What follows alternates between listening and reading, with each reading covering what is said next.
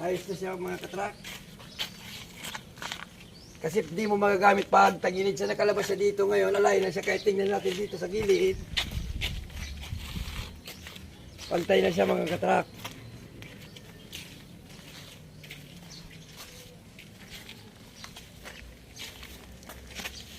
Kaya yung mga dump truck na tumatagilid, pag di nyo alam ang sikreto kung paano nyo may babalik, di nyo madaan yun, mga ibabalik sa dati. Kaya kung gusto nyo may balik,